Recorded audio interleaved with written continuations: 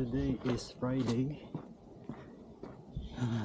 Simulation na rin to para sa Sunday sa Chuncheon 50 kilometers. Spray muna tayo ng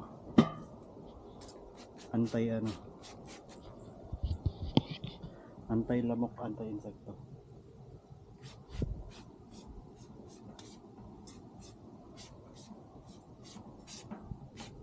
Para di tayo madengge.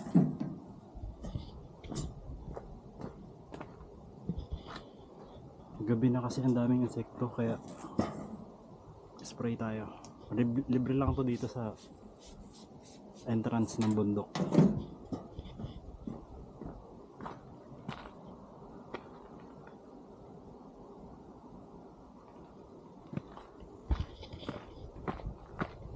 So may ultramarathon kasi kami sa linggo. Bumili ako ng bagong bag. At saka uulan daw kasi ng Sunday, high chance of rain, kaya bumili ako ng pole, hiking pole. Ay di ko pa nasubukan yan, kaya kailangan ko masubukan muna bago tumakbo sa linggo. Kung ubra ba yung ganitong setup, kasi yung binili ko mumurahin lang, hindi siya yung carbon stick na mamahalin, kaya medyo malaki, medyo mabigat. Kaya subukan ko pala ngayon.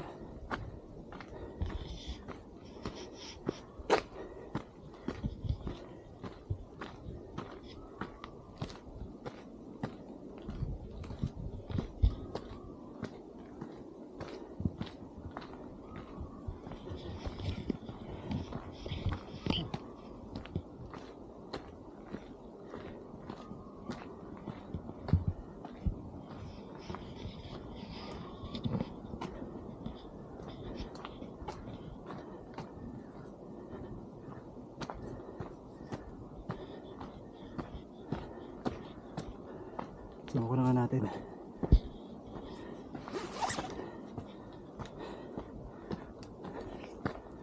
Kung paano to gamitin. Saka makakatulong ba talaga. Kasi kung hindi naman uulan sa linggo, di sana ako bibili nito. Kasi in the first place, hindi ko rin naman alam kung tatakbo po ulit ako ng ultramarathon. Kasi napatakbo na ako dito. Kasi libre yung registration fee. May message lang ako ng organizer na may libreng slot, kaya grinab ko na. Sayang naman. Kaya imbes na nag-relax na sana ako, yun, napasubo pang sumali.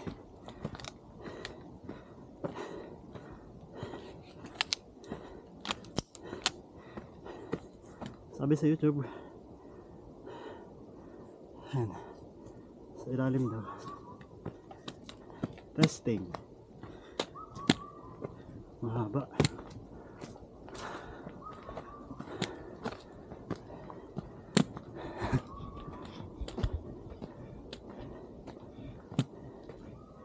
Parang mahaba nga sa akin to.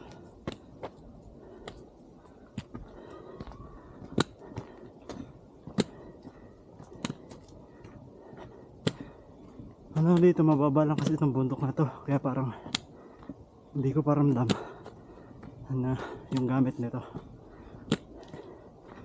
Medyo sa may taas bago makarating ng tuktok. Nandiyo yung pinaka steepest na part. It's about 90% bago makarating ng ng peak. Nandiyo yung steepest part itong trail.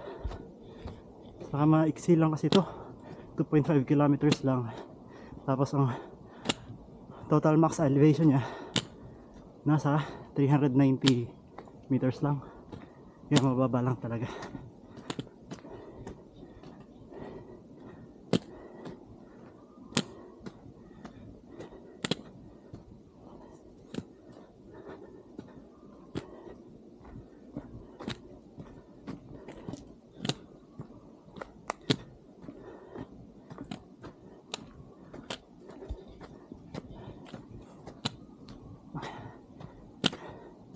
problema ko lang nito, lalaban ko pa to. Itong bag kasi papawisan ngayon. Tapos kailangan matuyo bukas kasi bukas ng umaga babiyahin na ako. Kaya sana matuyo.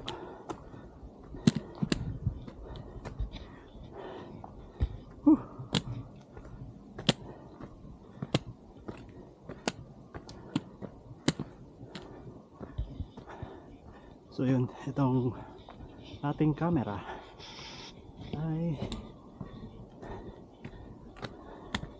ang pangit ng setup, wala akong mount. Kaya dyan lang sa harapan. Okay din sana nasa harapan, kaso lang mauga. Dahil sinabit ko lang sa lagay ng bote. Subukan natin ilagay sa likod sa bag. Ang problema lang kasi yung weight ay nasa head.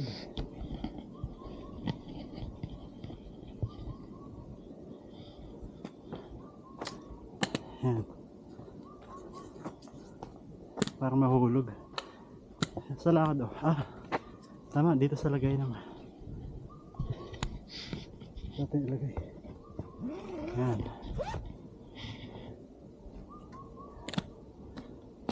So mahulog din. Mukhang mahulog din.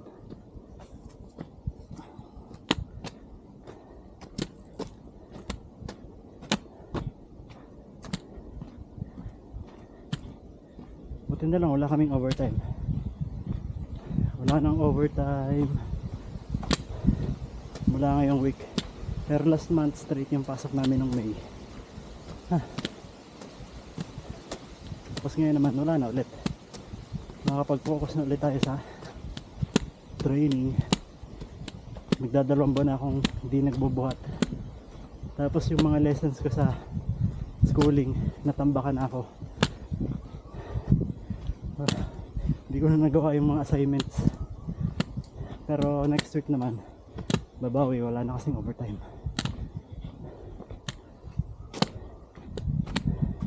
Mukhang palag naman pala tong setup.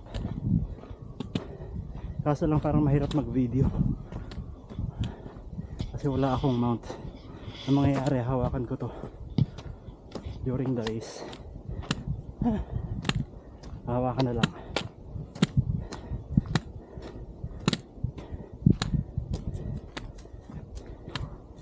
Sabit ko lang dito kapag wala akong kasabay para hindi makadali ng ibang runners, kasi nakastick lang siya dyan tapos ang galaw.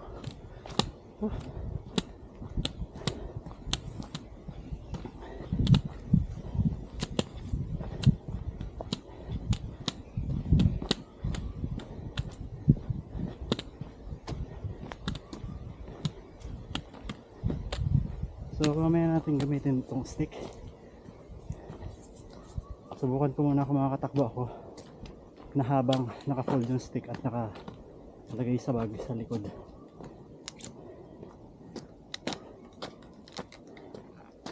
Kasi mamaya pa naman yung max elevation nito mamaya sa dulo na. Yung ditong parte kayang-kaya. Kaya naman ang legs.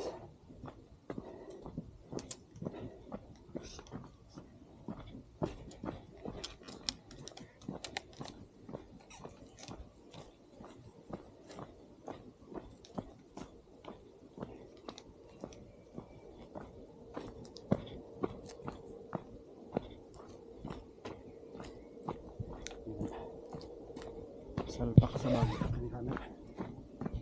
Wala, medyo nasap na.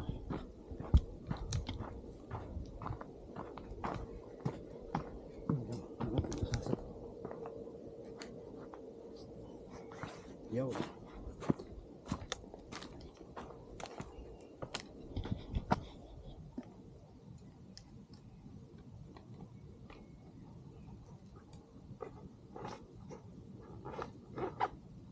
Okay. Subukan natin tumakbo kung hindi siya malalaglag. Ang naisip ko lang, may tao. So,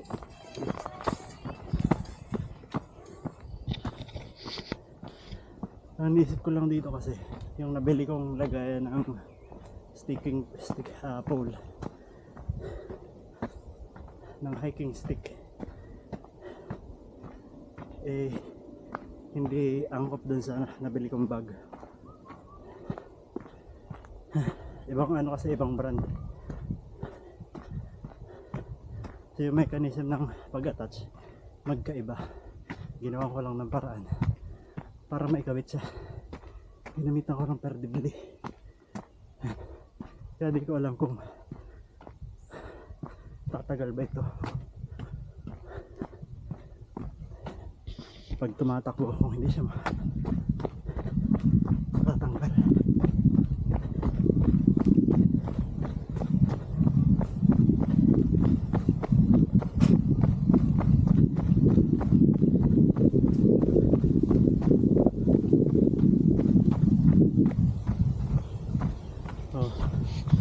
Bali, may nakita na lang ako parang dalawang sasakyan sa baba na nakapark. At nakasalubong ko na yung isa. Ibig sabihin meron pang isang nag-hike dito or dalawa. Parang tatlo pa nga yung sasakyan doon. May mga kasalubong pa akong dalawang tao.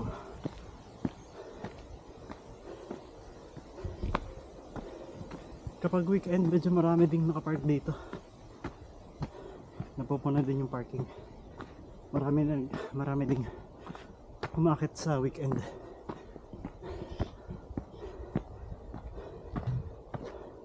So far mukhang palag naman yung ating setup. Hindi naman, wala pang pagbaba dyan na matatanggal.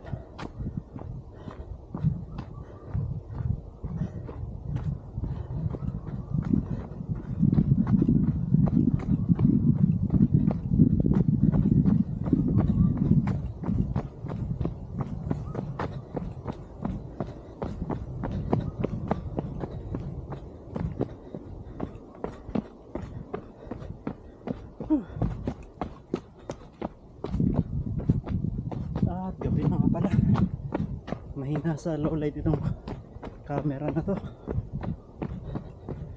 Kaya malamang pangit ang footage.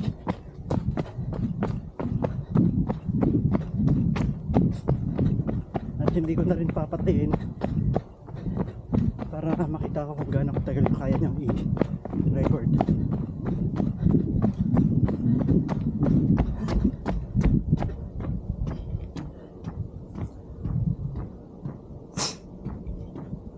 Wala pa tayong 1 kilometro, 800 meters pa lang, almost 900 meters na.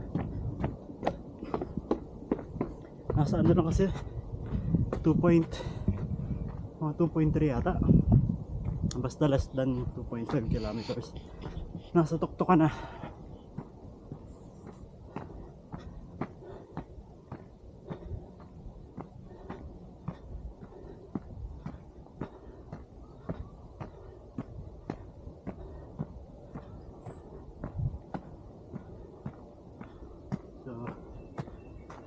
Sana lang pero matituyo naman siguro to kasi maaga naman nagkakaaraw. Ngayon kasi summer na. Kung alis ako ng 10, sasampay, lalabang ko siya ngayong gabi. Siguro by 10 tuyo na din to. Kasi dapat makabiyahe ako ng at least bago mag lunch. Para dapat bandang 2 nasa Seoul na dapat ako. Pero dapat nga lunchtime nasa Seoul na ako. Kasi maghanap ako ng tutulugan.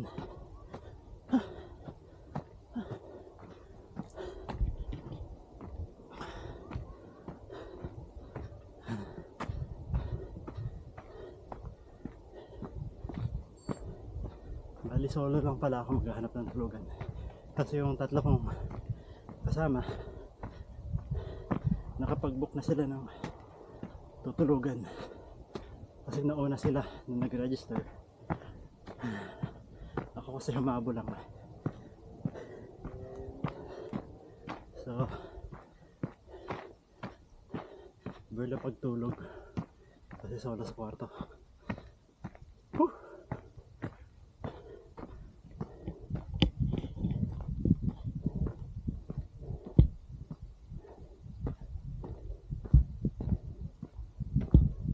About 14 minutes.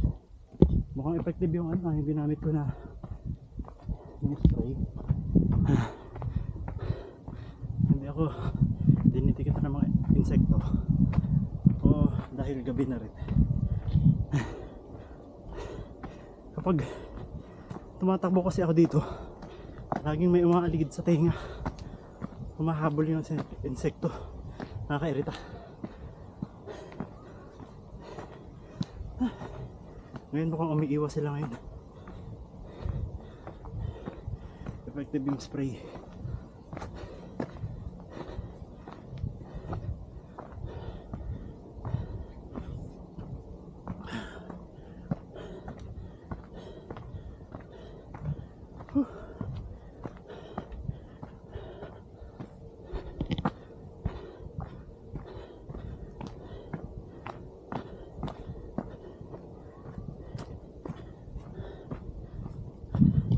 Bali ngayon, after ng itong mini hike, pag-uwi pwede akong magsimula na ng carb loading.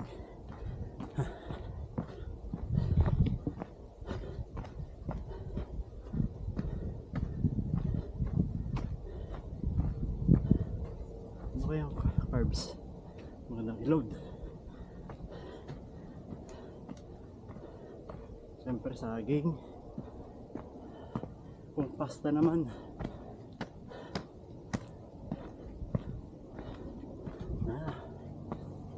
pwede sa ano. Ay, kaso alas 8 na. Mag alas 8 na pala.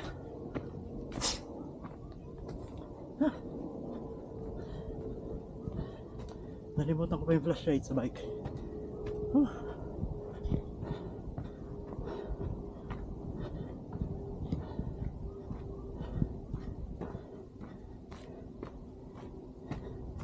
Mamaya pala, pag uwi ko dodobling ko yung perdibili, yung attachment nito pa aking lagayan ng hiking stick.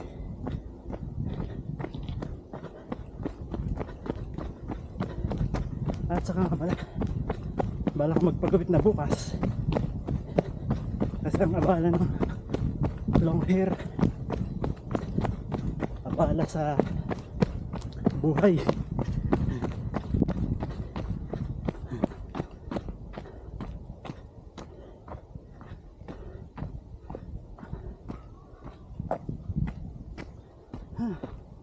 Nasa lang ano kaya itsura ko nito after magpagupit.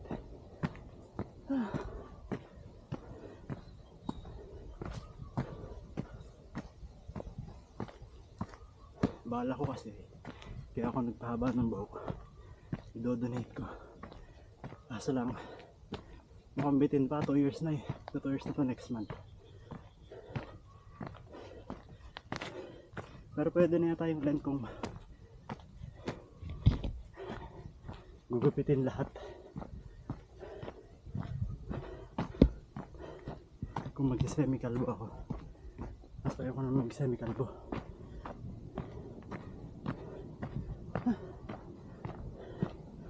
Pero papaputol ko na ito bukas. Itatabi ko na lang kung sakaling pasok na yung length requirement para i-donate.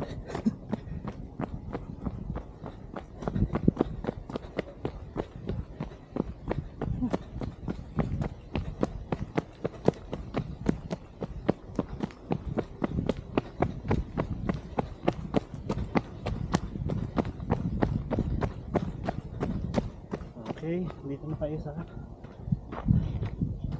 kilometers na 145. So kulang 1 kilometers na lang. 1 kilometer.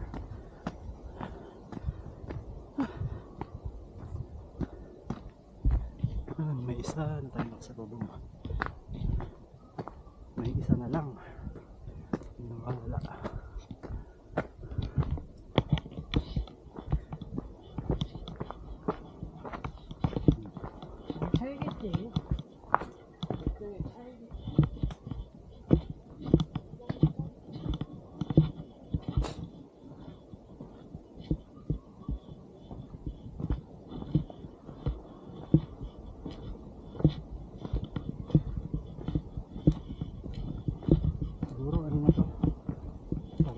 10%.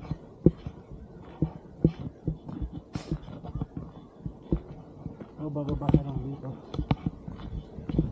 Pagkat dito nagdadaanan na hagdan pababa. Tapos diretso akit na yan. Malapit na sa tuktok. So around 700 to 800 meters na lang.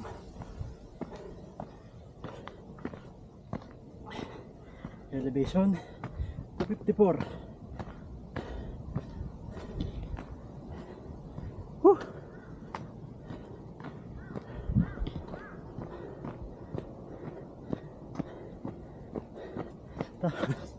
Itong gamit ng sapatos, ito lang kasi nag-isa kong trail shoes.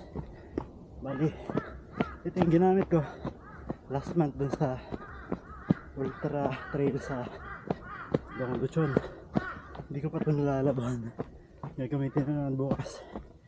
Kaya bali ang bala ko sana bukas bili ng isang trail shoes. Parang na pwedeng gamitin kapag may mga race. Kaso lang, parang hindi rin advisable na bumili ng bago tapos rekta na race agad. Mamaya hindi angkop sa pa ako. Kaya ang bala ko kung sakali man, yung gamit ko dati na New Balance na trail running shoes. Kasi yun nasubukan ko na. Yung V3 yata yun. Hindi ko lang alam kung available pa yung ganung model. Kasi mga 2 or 3 years na yata yun. Pero masarap yun sa paa.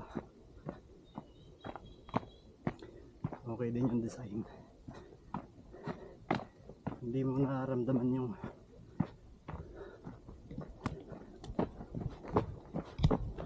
sa 1, 2, 3. Nakasalubong ko rin yung tatlo. Nag-isa na lang. Wala na. Wala nang tao sa taas. Nag-isa na lang tayo. Solo na tayo dito sa bundok. At mag-aalas 8 na.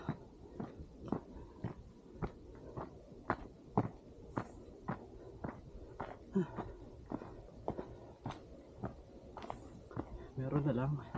Siguro mga 500 meters. Whew!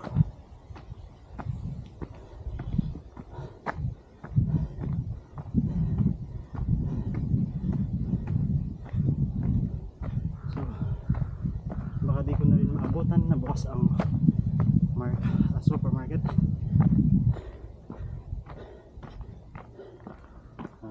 Pero pwede. Kasi mag-aalas 8 pa lang. Kung makakababa ako ng before 9 at pwede parang hanggang 9:30 yata sila or 10 abot pa.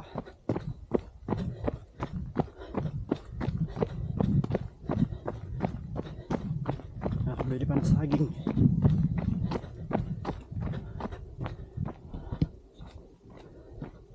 So tayo 370 meters. Tama.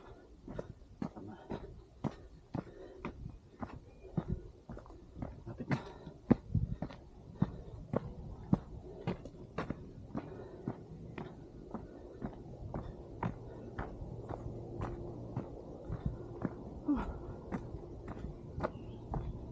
Pero siguradong madilim na pagbaba natin mamaya. May bago naman akong headlamp. Kaya okay lang. Yung nabili ko sa Dyson na 1,000 won or 40 pesos. 1,000 o 2,000 or 3. Basta mura lang. 1,000. Tapos wala pa siyang kasamang battery. So around 2,000 yata kasama yung battery.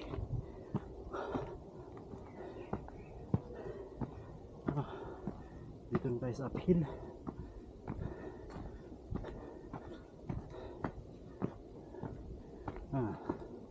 Pwede ko nang ilabas yung sandata para masubukan paano gamitin.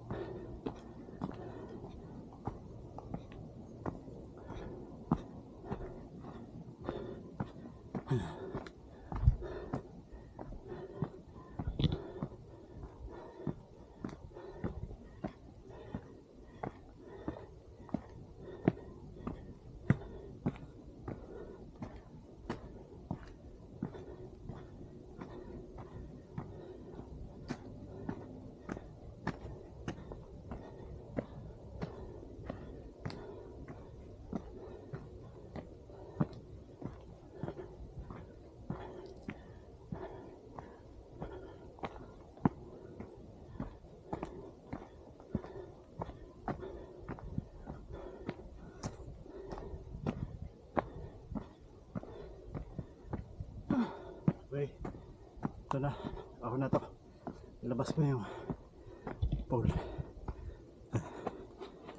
Okay, muna.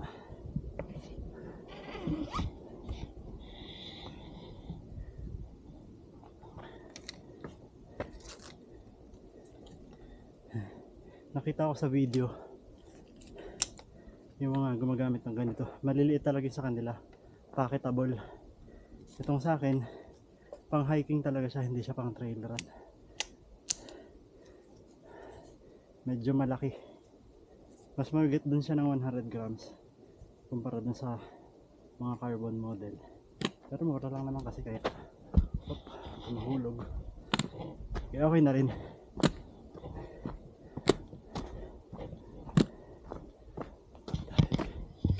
Kasi ano ng konti. Yan. Mukhang effective nga ito ah.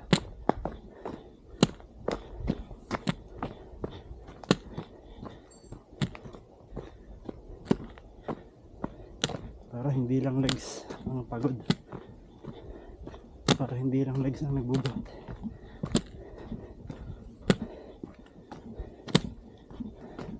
Pwede.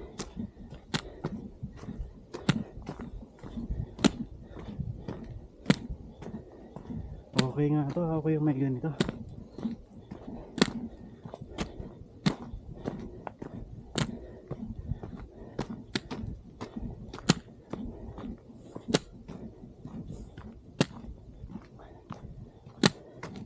Kala ko kasi matatanda lang gumagamit nito.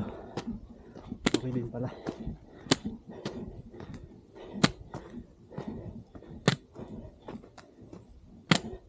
Malaking tulong siya.